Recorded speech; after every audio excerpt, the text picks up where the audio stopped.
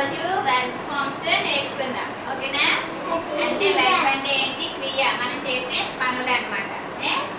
ఆ verb forms అనేవి ఒక సాంగ్ ద్వారా నేర్చుకుందాం. ఓకేనా? ఓకే.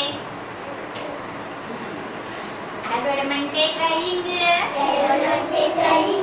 నవ్వడం అంటే లాఫింగ్,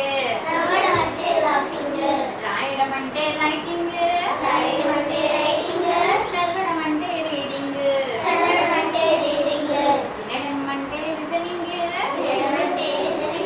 చూడడం అంటే వాచింగ్, నడవడం అంటే వాకింగ్, పరిగెత్తడం అంటే రన్నింగ్, కూర్చోవడం అంటే సిట్టింగ్, నిలవడం అంటే స్టాండింగ్, ఎక్కడం అంటే క్లైంబింగ్,